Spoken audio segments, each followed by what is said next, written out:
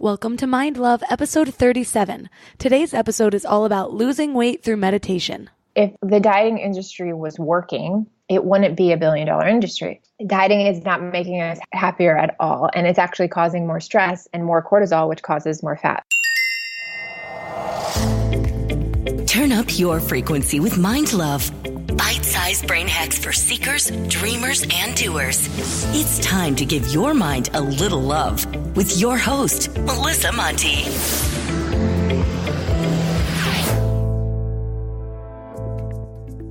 First off, Mind Love is now a CastBox original. CastBox is the fastest growing, highest rated podcast app on both iOS and Android, where you can get all of your favorite podcasts.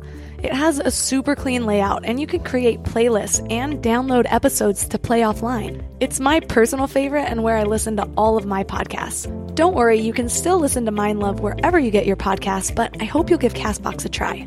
Second, don't forget to subscribe on whatever podcast platform you're listening on, and leave a review if you can. Reviews really help to entice more amazing guests, plus it helps me grow the show, which ultimately helps me give more value to you guys.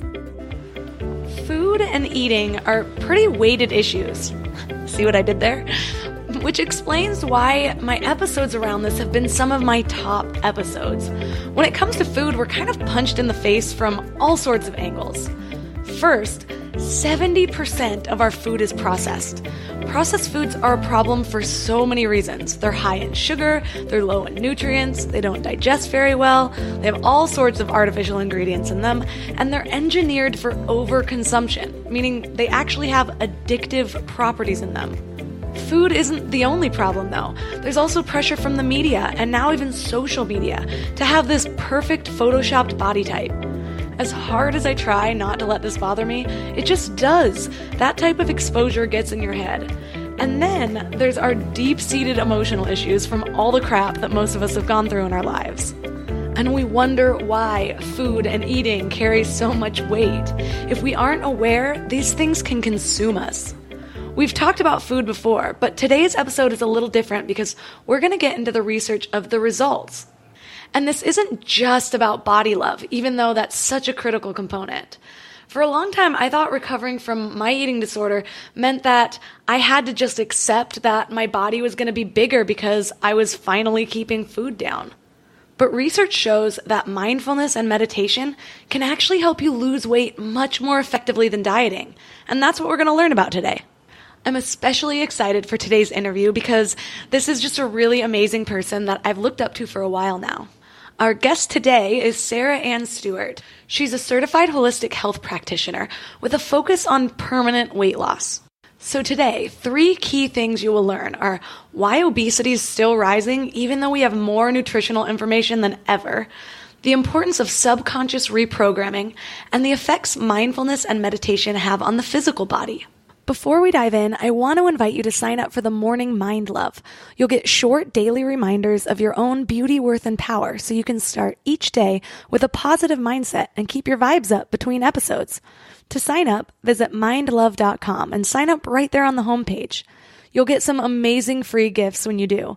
First, you'll get our exclusive Powerless booklet, which is an awesome free booklet based on proven principles from the most successful people and some of our favorite guests. Plus, you'll get a free guided affirmation meditation set at the miracle tone, which is known to help attract love, health, and abundance into your life. The layered affirmations perfectly tune your frequency for personal transformation. So be sure to head to mindlove.com to sign up. Or if you're out and about, just text the word morning to 444-999. That's morning to 444-999. Now let's welcome Sarah Anne Stewart to the show. Hi, thank you so much for having me. It's such an honor to be here today. Let's start with your story. How did you get into the work that you're doing now? Yeah, I would love to share my journey, and a lot of it is really a reflection of the work I do today. So to backtrack to my childhood, I grew up in a really holistic environment, so much so that when my father was diagnosed with the heartbreaking news of terminal cancer, he decided to not use Western medicine and to fight back with alternative medicine. And within 7 months of going on a vegan diet and using supplements and doing some treatments out of Germany, his cancer was completely gone. I remember at the very same time I was being scouted to model. And after working in the fashion industry for 10 years, I ended up developing a series of eating disorders. And so I had this very different view on food. On one hand, I was really, really seeing how food could heal the body and how it could impact the body. And on the other hand, for me, I was seeing how food could be detrimental and almost cost me my life. And so there was a lot of guilt and shame around the fact that I grew up in this holistic environment. And yet I was using food to control and to basically use it as a way to make money. And so after almost dying, after being told by a doctor, you're going to lose your life, I decided to leave the fashion industry and go back and study nutrition. The problem with that was as I began to dive into this nutrition knowledge, my anxiety and fears around food didn't go away. So the more nutrition information I got, the anxiety actually got worse. And what I learned throughout this process is that the reprogramming of subconscious patterns around food can't be healed through more nutrition information. It has to be healed through meditation and mindfulness and reprogramming subconscious thoughts and really looking with where those patterns were coming from to begin with. And so I decided to shift my model of my coaching practice from nutrition-based to meditation and mindfulness-based. And it's been incredible to see the results from my clients and then also my own healing and the ability to let go of my eating disorder once and for all. So it's been a long journey, but so happy to be doing the work I do today. You had the holistic background that I wished I had in my childhood. But what's interesting is that both of us still ended up with eating disorders and fathers with cancer. So it's easy to think, what if this had been different? Or if only this had been different, then I would have been different. But obviously that is not always the case. And I can also relate to over-educating myself on nutrition. It was like I took my obsessions around food and just moved them around a little bit, put them in new little boxes. I mean, I'm all about educating myself, but the feelings of anxiety and guilt didn't go away until I changed my relationship with food. And that only happened once I changed my relationship with myself through self-love and facing the root of the problem. Yeah, it's such a powerful place to get to where you recognize that the food is just one piece of the big puzzle. And we start with food and nutrition. And a lot of people, there's a quote that says, if you're lost, start with nutrition. And I'm kind of debunking that and start with mindfulness, start with meditation, start with yourself, because we can look at so many different protocols, so many different people. There's hundreds of coaches that are doing amazing work. But if we believe that their protocol is going to work for us and then it doesn't, there's more shame and guilt in that than actually just looking within, figuring out what it is that works best for you, intuitive listening, intuitive eating, and mindfulness. And that process is done best when we start with that versus the other route. When I first started to face my eating disorder and really commit to making the change, the way I thought self-love needed to come in was to learn to love my body even though I'm going to be bigger. That has to happen, right? I'm throwing up all my food right now, so if I keep it in, that's all these extra calories. As a side note, this was not the case. It actually became easier to regulate my weight once I was finally allowing nutrients to actually absorb into my body. And in your programs, it's not just about loving your body no matter the size. You've actually helped a lot of people lose weight and give up dieting for good. So is meditation really your secret? Well, I consider meditation one of the best health and wellness hacks of all time.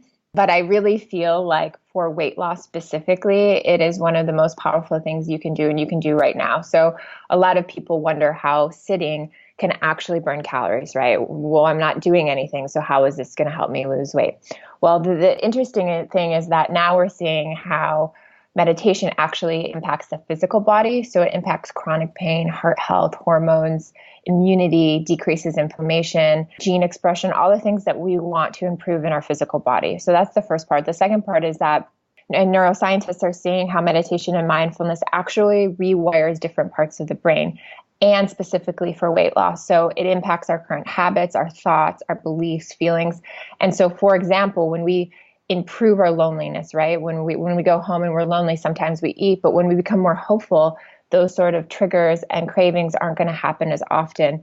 Meditation promotes happiness and improves our mood. It decreases anxiety and depression, which are huge reasons why we emotionally eat. Meditation is really powerful at improving addiction and our own self-love and self-compassion, and even our sleep. When we sleep better, our metabolism goes up. And when we decrease stress, it impacts our cortisol levels. We can burn fat. And so all of these things really do impact our weight in the long run. It's not something where you're going to see instantaneous results, where you're going to sit down, tomorrow and meditate and you're going to start dropping weight. But in the long run, if you really have a lifestyle goal or a lifelong goal of having a really happy, healthy life that you can maintain, I personally think meditation and mindfulness is one of the best things you can do. And when I speak on mindfulness, just being mindful of what are you eating? How are you eating? What's around you? Do you have a computer in front of you, a TV, your phone next to you? Are you taking deep breaths before you meal? Are you blessing your food? Are you being grateful? All of those things make such a huge difference in terms of, how fast we eat, if our body's digesting the food, what nourishment we're getting. I could speak for hours on this topic. So can I. Almost everyone I know has experienced body shame in one way or another, especially women. I think my body issues started after some kid called me fat when I was 12, and I was technically underweight at that age, so that kid can go kick rocks. But in the modeling industry, it's part of your job to have people critiquing your body. We've all heard the stories. We've even talked about this in episode 25. But it's still just hard to even imagine what that would be like if you haven't gone through it. So after going through all that and hearing these things about your body from other people and then beating yourself up for so long, how did you start to find self-love?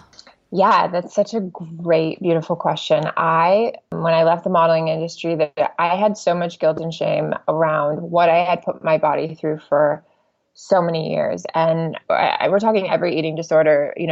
I would take a bottle of laxatives every single day for a time period. It was really, really damaging. And I had to really find a place where I was like, okay, I have to find my way back to self-love. And self-love looks very different for everyone. And I think we're really in a time where self-love is being questioned. What does that look like? And for me, there were two parts. One part, my coach said to me, you have to unlearn all these ways that you were taught to suffer. So all the ways where you look in the mirror and that's your self-worth, and you're defining your self-worth with that. You're defining your career on that. You're defining what income you get from this.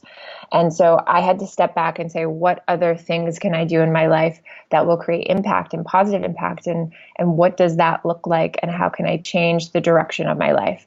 And the second part was redefining what I did to my body on a daily basis. So I literally would sit down and write letters to myself of, I'm so sorry, body, that I did these things to you, that I put you through all this pain and this hardship. Forgive me for this. You've carried me through my life, and I want you to continue to carry me through the rest of my life in a way that's healthy and supported. And just having that dialogue with myself and reconnecting through meditation and recognizing that self-love is not drinking diet soda and eating pizza every night. There's balance, of course, but it's not a place of what I was doing and binge eating and doing these things and saying that's self-love and I love myself so I can do whatever I want. I personally have found that that's not self-love. Self-love is this idea where, for me, and what I found is I love myself exactly as I am. I can love my body today, but yet I still want to grow. I still want to create a better life for myself. I still want to get stronger. I still want to make sure that I'm not damaging my microbiome and my gut and inflammation and acidity and all these things that basically cause chronic sickness down the road. I actually want to take care of myself. And taking care of yourself looks like eating clean, movement, community, friendship, family, love, connection, joy, creativity, all of those things. From what I've learned and what I feel internally, that's a place of self-love. And so that was the road I went down, was how do I crowd in and add in all the really beautiful things back into my life so that I'm not depriving myself or my body. One of my past guests, I believe it was Cole Whitty in episode 27, she said that with everything you consume, whether it's food or even media, you should ask yourself, will this cleanse me or clog me? It's just such an easy little reminder. And you don't have to be perfect 100% of the time, but use the 80-20 rule. At least 80% of what you choose for your life should be cleansing. Because if you choose too many things that are clogging, you lose control. And then we wonder why we're stagnant or stuck. I believe the same thing. I believe that there's a very beautiful space for balance, of course, and harmony. and just understanding what that balance is for you. Like, I know personally gluten and dairy do not sit well with me. Am I willing to take the pain of that the next morning? Sometimes, yes, for my birthday or a cake or something like that. But most of the time, I know the damage that's going to do to my body, and I'm just not willing to do that to myself anymore, because for me, that's a place of self-sabotage where I'm like, I don't feel well the next day. And so I think looking at how do I keep the energetics of my body as high as possible all the time and vibrationally in a place that just feels really good, because when we feel good, the people around us feel good, we create more, we vibrationally attract better things to our lives. It's very cyclical, and that energy isn't created or destroyed. So whatever we're vibrating really comes back to us. Let's talk about where subconscious reprogramming comes in, because it's a big part of your practice. Why is this so important? Subconscious reprogramming is basically this idea that, scientists and specialists now say that, and they have for a while, but that the subconscious is 95% of our life choices. Basically, that our conscious mind, even if we want to make a good decision, let's say you're coming home from work and you want to reach for the greens in your fridge that your health coach brought over, your subconscious mind is basically impacting your decisions. So are you actually going to stop at fast food on the way home? And then we feel guilt and shame because we don't feel like we're in control. And the subconscious mind has been programmed based on childhood, our society, social conditioning, media outlets. We've been really taught how to feel and think. And it's so interesting that we really have to look at, okay, this idea of, for example, trendy is trustworthy, right? What is the next celebrity doing? What are we seeing on the front of a magazine? Oh, they're doing it, so it must work for me. And so that's just one idea of this idea of like being programmed, right? That there's instantaneous results and we can lose 10 pounds in 7 days, and that because Kim Kardashian did it, we can do it. And that idea, those ideas that have been programmed in us really dictate our decisions. And so when they don't work, we feel worse. And so I just love to think of this idea of like, let's reprogram our subconscious in a way that we want to live and the behavior patterns that we want to thrive on. And so we look at, in my coaching practice through meditation, we look at all different ways to do that. And that could be through forgiveness letters, affirmations, recording your own voice and playing it back to yourself. There's lots of different ways to do it, but I think it is something that is so overlooked and something that we all need to consider if we want to make the right decisions in the moment that are going to impact us based on what we truly want, not what social conditioning is telling us to want. Reprogramming your subconscious, or undoing all the limiting beliefs and little neural loops that we've created through our lifetime so far, is so hard. Okay, over the last 5 years, I've moved from my 20s to my 30s, and there's a lot of lifestyle changes that happened during this time, at least for me. For example, like, wow, partying this hard all the time probably isn't good. And so what I've been doing is actually called binge drinking. Okay, this isn't healthy or sustainable. And it's definitely been this slow process because for the longest time, not going for that third glass of wine was considered abnormal. So in May, I took 30 days off from drinking. But during that time, I realized I had more sweets, specifically vegan chocolate. Like I felt like I deserved a reward or something. But now I'm in the habit of awareness, and it's really uncomfortable because the ways I used to manipulate myself or justify things don't work very well anymore. So I have to face all of my numbing behaviors. Yes. Yeah. It's kind of like once you peel back the layers, the truth is there. And that's why people are scared of journaling. That's why people are scared of meditation, because you are actually going to have to confront the demons, the thoughts, the patterns that aren't serving you. You're going to have to dive in deep and really say, this is who I am, and I'm willing to change that for my future, and I'm willing to change that in the present. And it is not easy. It is really hard and really challenging. I know from a personal story of recently, I, for a long time, blamed the modeling industry for all of my eating disorders, right? I was very much like, the minute that I got in the industry, I was triggered and told not to eat X, Y, and Z, and I had to lose weight and I had to stop working out. And this is all true. But through working with my own coach and I recognized that I wouldn't have even chosen that industry. I would have chosen a different industry if I wasn't seeking out love, and I wasn't seeking out acceptance, and I wasn't seeking out certain things that the industry was giving me in a very like not healthy way. And so where was that coming from? Well, that was coming from my childhood. What part of my childhood? The childhood that I grew up with, the childhood with my mom, the childhood with the way I was raised. And so having to go back even further, right? And say, this was my story. This is how I felt loved. And I'm willing to dive into that and see it and forgive it and hold compassion for it and understanding and recognize it so that I don't do that with my future children. And that was hard, and that is hard. And so under that, I'm sure there's more that I'm not even seeing, but I'll get to that probably in a year from now or maybe 6 months. And so I think it's always a journey. I don't think we're ever going to stop learning that one thing triggered us, or one story or one conversation happened that is impacting our decisions. I think it's a lifelong process of unraveling. And I think there's beauty in that, in just understanding that it's a journey. And every day we have the opportunity to become more aware and more conscious and make better decisions.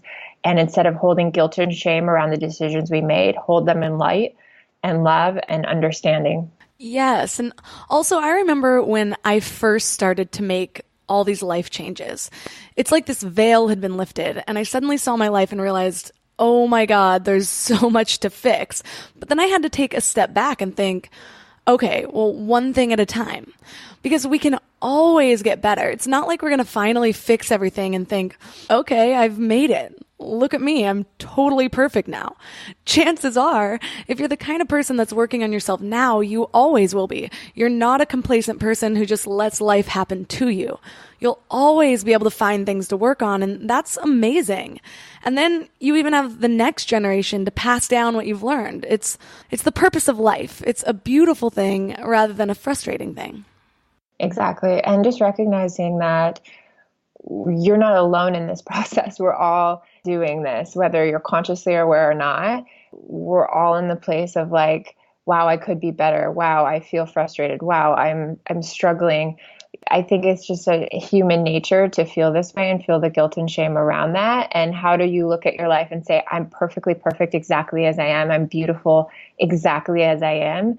But yet I still want to create a new level of awareness and consciousness and understanding, because it supports the collective. It supports the planet. It supports who I am. And there's no reason to feel shame around that. You're right. And we should never feel shame about anything. Everything that we've gone through, everything that we've done, even if it's something that we would never do again, is what's made us who we are today. It's brought us to this point. And shame is what makes us keep these stories to ourselves instead of teaching other people what we've learned along the way. It's wasting a life lesson. One of the reasons I'm so committed to sharing my story is that it wasn't until I started to hear other people's stories that I really started to make progress and feel less alone. And same with you. You've been through the shit, so it makes you especially qualified to help drag people out of theirs. So who helped you? Who have some of your greatest teachers been? Yeah, it's so incredible. My father was a public speaker, and he taught a lot about psychology and the reprogramming of subconscious patterns when I was growing up. And as a child, I would listen to like Deepak Chopra actual cassette tapes and Wayne Dyer cassette tapes and Carolyn Myss and all of the Hay House authors. But Chandresh from Break the Norms was my greatest teacher. And I always say, if you can find one mentor that believes in you unconditionally, where it doesn't matter what mistakes you make, there is no guilt or shame going to that person and saying, this is who I am and this is where I am. And for me, he was that. He was this person who came in my life when I was broken at the very bottom. I had no clue what I was doing with my life. I had just gotten out of the modeling industry and really was like, I'm completely lost. I've damaged my body. I am out of touch with my family because of the guilt and shame. I can't go back to this group of friends because it's just unhealthy. And I had to leave, and he was the one person that stood by my side and said, someday your life will be different. And I think if you can do that for someone and someone can do that for you, it is so powerful in that regard. And he just started coaching me on everything from relationships to my career to my own personal self-worth. And for me, that really impacted who I am today. Listeners, if you're wondering how people end up with these amazing mentors, like, oh, my mentor's the Dalai Lama, how about you? We'll get into that right after we learn about the amazing companies that made today's episode possible. I kind of hate bras. They're just overpriced and uncomfortable, and the straps are always falling off my shoulders, so I've been living in sports bras for years. Sexy, I know. But I just ordered a new underwear set called Tomboy X, and I couldn't have designed them better myself, especially the bralettes. Tomboy X is the perfect cross between cuteness, comfort, and practicality. And now we can finally stop wearing underwear with more frills than function. They have bikinis, briefs, boxer briefs, trunks and boy shorts, soft bras, and racerback bras in everyday basic colors, fun seasonal prints, and brilliant colors. And every option comes in extra small to 4X. So no matter where you fall on the size or gender spectrum, Tomboy X offers amazing underwear that any body feels comfortable in. Go to tomboyx.com/mind and check out their special bundles and pack pricing. And Mind Love listeners get an extra 15% off with code MIND. Again, code MIND for an extra 15% off. Ditch whatever you're wearing for a pair of Tomboy X underwear. Go to tomboyx.com/mind. If you ever find it hard to get to the gym, you're going to love P-Volve's streaming workouts. You can sculpt, tone, and define anytime, anywhere from any device. The revolutionary prehab method creates lean muscle without bulking you up. What really sets them apart is their exercise ball called the P-Ball. You know those little workout balls that go between your thighs in Pilates classes? Well, the P-Ball is kind of like that, but it has this elastic band that holds it high between your thighs, which activates muscles that are almost impossible to reach. And they have programs for everyone. I'm only halfway through their 30-day challenge, and I already see those sexy butt dimples I've been trying to get for years. Purchase your P-Ball and get 2 months of free streaming, nearly a $60 savings at pvolve.com/mindlove, and enter promo code mindlove at checkout. Purchase a P-Ball and get 2 months free streaming, nearly a $60 savings at pvolve.com, pvolve.com/mindlove, and enter promo code mindlove at checkout. For some reason, I keep hearing people ask how to even get a mentor. So I feel compelled to ask you, how did this person find you and take you under his wing? Yeah, it's such a beautiful story. I stumbled into this conference in New York City, and he had happened to have a booth there. And I just saw this picture of this man, very stressed in a suit, meditating. And it was kind of like, I was just drawn to it because I was like, you could tell this man was like Wall Street, really stressed from New York, but then he was like floating, meditating. And it was kind of this logo that they had. And I was like, this is what I need. I need to be meditating. I'm so stressed right now. And Chandresh was standing there. And then I went to his meditation, and I just fell in love with the way that he approaches life. And he has a book called Break the Norms that I highly recommend everyone reading. It's been really profound for a lot of my clients as well. And so that developed just from, I think, divine synchronicity. And I think when you're really ready, the teacher will appear. We hear this a lot, right? We hear that when you're ready, the teacher appears.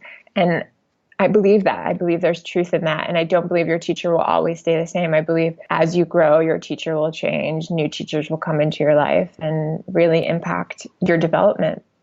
Circling back to nutrition, it's interesting to look at the progress over the last few decades. For example, looking back at the 90s were so bad for nutrition. We all just thought as long as it had a low-fat label on it, it was healthy. And most 90s kids were literally raised on corn and sugar. But now, with access to the internet and I guess just general progress, we have more information about nutrition than we've ever had. But the rates of obesity and chronic sickness are both still rising. So why do you think that is? And can meditation help? Yeah, it's really, really sad. It blows my mind that we can put in Google, what's healthy, and we have millions of results, but yet statistically, a third of our population is obese. $210 billion per year are being spent on medical costs. And the really sad part is 30 million individuals, statistically, I think it's going up, but have severe eating disorders. And so I personally believe the reason for this is that when we look at scientifically the research behind dieting, dieting actually causes more anxiety, irritability, lower self-esteem, exhaustion, stress. So all of those things that you're putting on top of dieting builds in the guilt and shame and creates the cyclical process, right? If the dieting industry was working, it wouldn't be $1 billion industry. So dieting is not making us happier at all. And it's actually causing more stress and more cortisol, which causes more fat. So I think we have to really look at what is the missing connection. And the missing connection, I strongly believe, is a couple of things, but the meditation and mindfulness piece, of course, because we need to look within and say, well, what is driving my behaviors? What is behind those behaviors? And why am I not choosing for clean, healthy food and movement and connection and all the things that really support our health? And secondly, I think there's been some really powerful research around the fast food industry and just what that's doing culturally to our life and our communities. And I think we really need to get back in the gardens, back in the kitchens, back in nature. We need to find the connection to food. We need to know where our food is coming from. We need to go meet the farmers. We need to do all the things that we did for hundreds of years and we've lost. And in that process of really understanding food, like when I take a client to even the farmer's market for the first time, it is so powerful to just see their eyes light up and the energy change and how excited they get to be in that process, right, of talking to the people where the food is coming from. And I think that that's something that we all need to do more of. And I think that that will really help solve this problem for sure. This was the game changer for me when I finally began to heal my eating disorder. Just understanding my food and where it came from and how it works within my body. My relationship to food changed when this happened. People often wonder how somebody can live like that for so long. And to be honest, I always wanted to heal. It started as a really messed up eating hack, I suppose. But after a while, I didn't believe that I could stop and still have the body I want. Side note, you can, and I currently do, but at the time I really thought it was one or the other.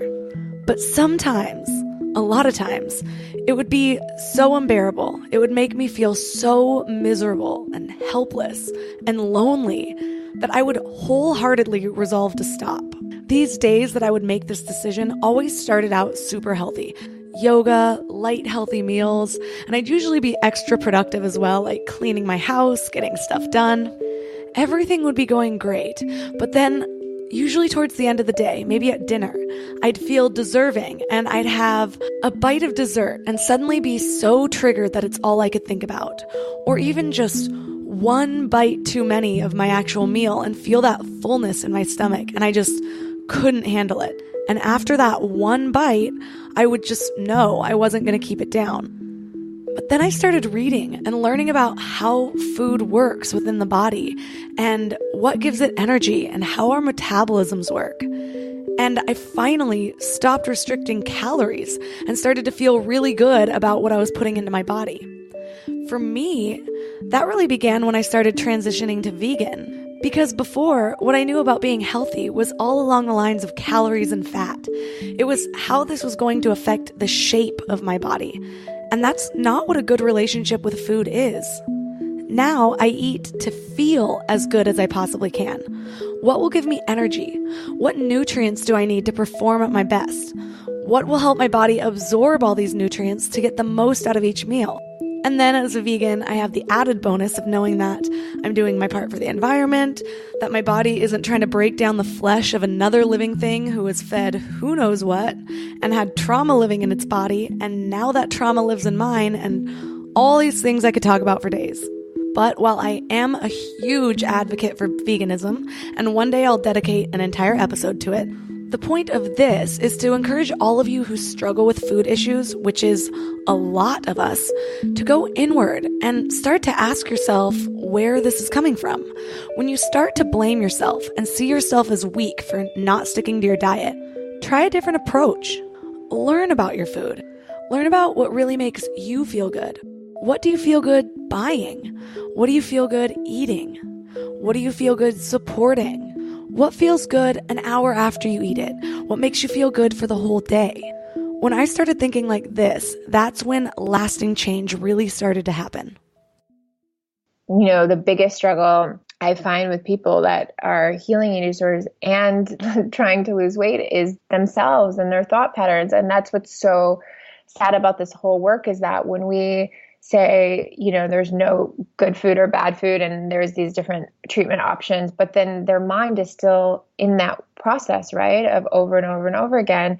I think we really have to go to how do we heal the mind, and how do we look at that process of intuition and knowing when we've had enough, and allowing ourselves to have more if we want, get up, have another bite without feeling like that restrictive process. And then understanding that even with the best nutritionists, personal trainers, chefs, practitioners, even celebrities, you see this with celebrities, still struggle with their weight. They still struggle with eating disorders, and they have the top people. And I think it really comes down to us. It comes down to our minds. It comes down to looking within, figuring out where the patterns are coming from, how to heal those patterns, how to come to a place of self-love for our minds, our bodies, what we're doing every single day, the beautiful life that we get to lead, and then adding in all the really good things. I have found with my clients that the more we add in, that is good. It's not about depriving. It's not about restriction. It's just adding in the good things. The bad things will eventually wean themselves out because they feel so good eating the really, really good things, like the clean foods and all of that it just changes the whole chemistry of our bodies. And it's just such a beautiful process to see. I agree completely. I'm pretty sure the replacement method is the only reason my husband's vegan. He just made one small change at a time until it added up to where he could really feel the difference in his body and realized he doesn't even feel good when he eats the other stuff. So there was less motivation. So it took about a year-ish total, but after that, he was just fully vegan. That's amazing. My husband as well. Like when we met, he never had a salad, not once. And I was like, you don't eat greens? Like, what is this? How are we going to date? And then just over time, he's just one little piece of green at a time. And now he's eating huge salads for the entire meal. So it's pretty powerful. So it's interesting because you mentioned celebrities and their top-notch personal trainers. Yes, that would be totally awesome to have all that, but I think there's something to be said for empowering yourself. When you're always looking for someone else to come fix you, to fix your weight, to fix your eating, and you're always looking outside yourself, I think a part of you can't help but feel like, I can't do this alone. But if you go inward, then you know that no matter what, this is about me. I can do this. I did this for myself, and I know myself well enough to know what I need. Yeah, exactly. It's so powerful and so exciting when you start to see these other just models for healing, right? And these different mindset shifts that it can be easy, and it doesn't have to be so hard, and it doesn't have to be so much work and a struggle. And, I think because we feel everything is so hard, right? And everything is moving so fast that we put time limits on ourselves, and we say we have to lose X amount of weight by X amount of time, or if I don't heal these patterns by X date, I'm a failure. And I always just come back to, this is a lifelong process. I still today have anxiety. I just got my breast implants out, and I can tell you that month was one of the hardest months of my life. And people, were messaging me, it's your implants, like, what's the challenge, right? And I'm like, I have my identity, my ego, my relationship with my husband, like all of these things are being questioned because of my implants. And of course he was very supportive, but those stories were in my head, and this idea of looking at myself in the mirror without my implants and having to have that conversation with myself that my worth is not defined by 2 pieces of plastic that are inside of me. It's defined by my impact and all the things I do. And it was such a hard month. And yet I have all these tools and I meditate. And so I just want to encourage people that it can definitely come back up. It can definitely resurface, and that does not make you a failure at all. You're now the second guest I've had that's removed their implants for health reasons, so I feel like this needs to be addressed. What compelled you to remove your implants? Yeah, so I originally got implants because my modeling career was kind of coming to an end. And I think that's really important for people to realize, is that when they look in a magazine and see a woman with implants or see a certain body type, what that person has done to get to that image, just in terms of even makeup and lighting and so forth, is a process and not normal. And so I chose to get them in. I chose to transition my career into more catalog work. I enjoyed having them in. I liked the way they looked. I'm not going to deny that they made me feel better about myself. And 2 years ago, I started to notice symptoms. A year ago, I started to get really sick. And there's this idea of breast implant illness that hasn't become mainstream until recently, where basically your body starts to reject your implants. You can develop a biofilm around your implants. And there are a lot of women, around 50,000 in a group, that are all very, very sick. And when I found that group, I felt such a relief because I was feeling, again, like such a failure because I'm a health coach. I'm a holistic health practitioner. I can't figure out my own sickness. What's going on in my head? Like, how can I be sick? I eat clean. I move. And I recognize that there has to be something else going on and there has to be an answer. And I was so grateful for finding this group. And then it took me 8 months of doing all this other testing, making sure that it was the implants because I was so fearful of getting them out, to finally have the courage to say, I'm doing this. There's no more waiting. I just need to feel better. And it's been over 2 months now, and all my symptoms are completely gone for the most part. So I would just encourage anyone who has them or thinking about getting them to really do some research on what can happen after the fact. What type of symptoms are typical, or are they different for everyone? They can be very different, but there's very typical symptoms that can happen. So tingling in your hands, pain in your arms, joint pain, pain under your armpits, heart palpitations, migraines, brain fog, memory loss, losing of hair, like my hair was started to fall out. I chopped off a good 10 inches of my hair, weight gain, bloating, extreme fatigue. I had extreme fatigue. And so the 2 weeks before my surgery, I had to stop all of my supplements. And this is a really good lesson for anyone listening because so often we Band-Aid our problems with other things. And I was Band-Aiding my problem with supplements. And I knew what I needed to take to keep my energy going, right? And I recognized that I kept upping my supplements. I kept upping my holistic treatments, whether that was colonics, acupuncture, massage, ozone treatment, glutathione injections. It didn't matter what it was. I just kept upping it. The 2 weeks before my surgery, I could not even get out of bed. I was so exhausted and fatigued because I had to stop all of those things. It doesn't matter what it is, whether it's Advil or coffee or prescription medication. If we're Band-Aiding the problem, what's underneath there is actually getting worse and not healing. It's not ever healing. We think, oh, we're better. And we go to the doctor and our test results come back okay. It's still being Band-Aided, right? Like there's still that Band-Aid over the problem. And so I just encourage anyone who's taking something on a regular basis to really think about what it is that you're covering up in the long run, because that was a huge lesson for me, that I was like, I'm much sicker than I thought I was. It really goes to show you how important it is to be in touch with yourself, because without your background, it would have been so much harder to diagnose a problem like that.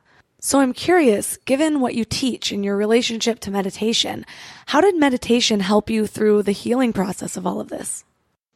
Meditation was huge for regulating my nervous system. I think more than anything, I was in a state of anxiety, mostly because I just don't like surgery. I would avoid surgery at all costs if possible. And so I had a lot of anxiety around my surgery. I ended up working with Chandresh. He gave me very specific healing mantras to use to basically do 2 times 20 minutes a day. We recorded one in his voice that I could listen to. And every time I got nervous, I would just put that on and it would regulate my nervous system and bring me down into a place of calm. A couple other things I did, which I think are really powerful, was I would do visualization meditations where I saw the surgery center before I went in and I would visualize everything going perfect. I called my anesthesiologist and said, this is how it's going to go. I'm going to start in meditation. I'm going to be doing mantras. You're going to hear me doing mantras. And I was like, this is how it's going to go from start to finish. And I drew pictures of like the room and waking up and being really excited like a kid. Like I literally drew out the pictures. And you can use this for anything. You can apply this to anything that you're nervous or scared about. And it's so funny. I don't know the exact research, but there was a study that was done that basically showed that people who did this had less bleeding and less inflammation and had better results in the long run when they were able to really visualize and draw out how things were going to go, because your subconscious mind, again, is impacting your outcome. And so It's really powerful. Probably sounds woo-woo to most people on this call, but it works. And it worked for me. And it definitely helped me get through it. Well, I personally love woo-woo. Good. I'm glad. I love all things woo-woo. Tell me anything and I'll try it once. I'm open to all types of new age things. Me too. I just think of it as preferring to be on the front lines of healing. There's so many things that people thought crazy decades ago, and now so much of that's being proven, especially with visualization. Tell me more about the effect that meditation and mindfulness actually has on the physical body. Yeah, so it's really, really powerful in that we see now, I mean, back then, right, meditation was so woo. I remember growing up and we would have yoga and meditation in our basement, and all of our neighbors were like, oh, that's the hippie family. They grow wheatgrass in their garage and have shamans come over. And it was always this like funny thing where we would be doing these things and yet no one really understood the impact. But now we're seeing that, as I kind of mentioned before, that just even chronic pain and the decrease of inflammation is profound, and the improvement of heart health and our hormone regulation. Let's say you're having issues with your period, or just different things that I've seen with women who start to meditate before pregnancy, during pregnancy, after pregnancy. There's a really amazing company, a friend of mine, that launched Expectful, which is regulating hormones and helping women that are pregnant through meditation and mindfulness in terms of improving immunity. And when we get sick, we can meditate, and it actually helps us with our immune systems. And I think the biggest thing is inflammation. I mean, inflammation is basically the cause of most chronic sicknesses. So when we can decrease inflammation by simply quieting our minds, I don't see anyone arguing that that would be a good thing to start doing. And, in terms of gene expression, our lifestyles really impact how our genes express themselves. And when we can look at meditation from that aspect as well and say, yes, my family had this, my mom had this, my dad might have had this, but that doesn't mean necessarily that that's going to be my story, because I have a different lifestyle, and my lifestyle basically fires the trigger for those genes. And if I can meditate and be mindful, there's no guarantee, but why not try, right? Why not try to manage our stress levels so that those genes don't get expressed in a way that causes us to suffer? So I think there's so many reasons to meditate that there's no reason not to, right? I like the way you worded that. Our genes have their own way of expressing themselves, because people don't understand that. We like to use the fact that other people do stuff to justify our own behavior and turn a blind eye to the possible consequences. Like my grandma loves to say, well, my mom lived to be 98 on a diet of meat, cheese, and eggs. And I normally respond, well, some people smoke their whole lives and don't get COPD, which is a degenerative lung disease that my grandma happens to have, even though she quit smoking 20 years ago. So you can always use what other people are doing as an excuse not to own your actions. But if you do so, you're living up to the potential of someone else's genes. It's like living off of fast food because there's a 100-pound model eating a Big Mac in the commercial, and then wondering why you're overweight and your health is poor.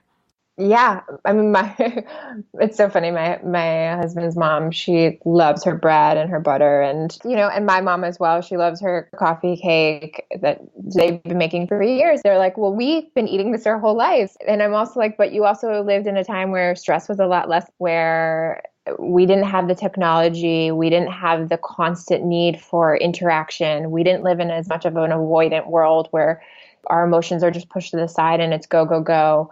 The toxic overload in our environment is just massive now. I mean, 80,000 chemicals have been approved that aren't necessarily regulated. Cosmetics aren't regulated at all.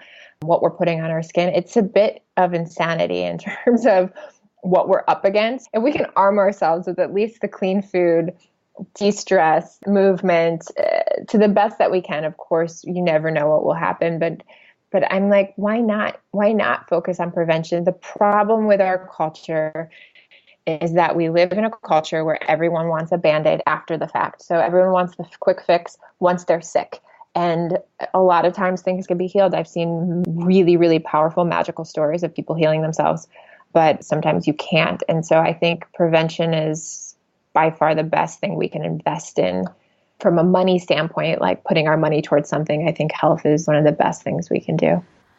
So I understand the concept of mindful eating, but I'm curious about the studies or research that have been done on meditation for weight loss specifically.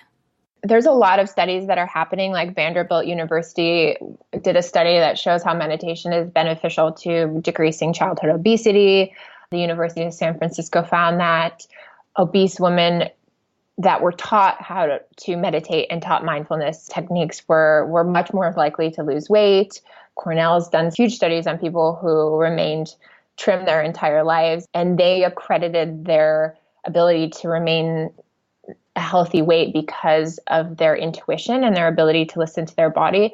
And there's a ton more, but I think just looking at this overarching theme that this research is being done. And if it's being done, it's because it's important and because there is proof in it. And we're also understanding now from a scientific standpoint that different types of meditation rewire different parts of the brain.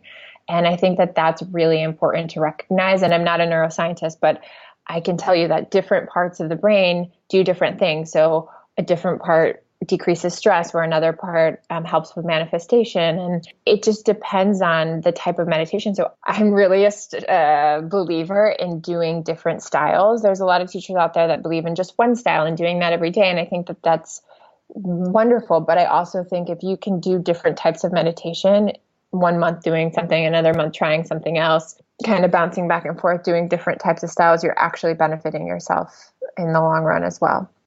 Yeah, I agree. You have to find what works for you. I know even for myself, I have to switch things up just to stay engaged. So some of my meditations might be more just trying to quiet the mind and sit in stillness. And other times I might be setting an intention or visualizing or repeating a mantra. And then there's obviously tons of guided meditation options. But even just knowing that these are available makes it so much easier to keep coming back to my practice. Because honestly, sometimes just sitting in stillness sounds terrible. Plus, the process of going back and forth between the different types keeps it new and fresh and keeps it exciting for me too. I know I'm not just going to become complacent in my meditations. Exactly. This goes back to intuition. You have to really look at, what do I need today? There's times where sitting in silence won't work for me because my anxiety is so bad that I actually need something to attach to. So that's like looking at a mantra, right? Taking a mantra and having something to attach my thoughts to. So saying a mantra over and over again while I regulate my breath and decrease my nervous system out of fight or flight to rest or digest type of state. And so that's going to work much better than sitting and trying to do a mindfulness meditation where I'm paying attention to the sounds I'm hearing and my breath and how I'm feeling. And it's all relative to what you're going through in that moment. And that's why I like having some different apps and different exercises, and my teacher who gives me mantra meditation, different things that I can use. And I call this like a toolbox, right? And I'm sure you have one now too, of the different things that you just keep on site that you're like, this is my toolbox to help me feel good all the time, to help me when I need it. And so when I work with clients and they're like, I have anxiety in a dressing room, I'm like, okay, here are the 5 affirmations for when you're in a dressing room, or when I go to dinner with my ex-boyfriend, when I look in a mirror, when I'm in a bathing suit. And we come up with different affirmations so that they can pull from this toolbox of what they need when they need it. And I think that that is really so profound, in that most people feel helpless. They're like, I have nothing. I don't know where to turn. But if you can build this toolbox of resources, you always have something to rely on. Well, thank you so much for sharing your story with us and all of your wisdom. For listeners who are interested in learning more about you and the programs you offer, where can they find you online? Yeah, thank you so much for having me. It's been such a pleasure and an honor to get to know you. I would love to connect with anyone that is listening or has more questions about any of this content. My website is sarahanstewart.com, and my Instagram is the same, Sarah Anne Stewart. So DM me, connect with me. I would love to hear from anyone with questions. By the way, guys, if you Google meditation for weight loss, the very first result will be a Forbes article by Sarah Anne Stewart, because she's basically a badass. For all the links mentioned in this episode, go to mindlove.com/037. Don't forget to hit subscribe, and thank you so much to all of the listeners who left a review on iTunes this week. They mean so much to me, and they really help the growth of the show. If you love the little boost of positivity you get when you listen to Mind Love, you might be interested in signing up for the Morning Mind Love, where you'll get short daily reminders of your own awesomeness to start each day in a positive mindset. As always, thanks for giving your mind a little love today, and I'll see you next week. Thanks for tuning into Your Higher Frequency with Mind Love.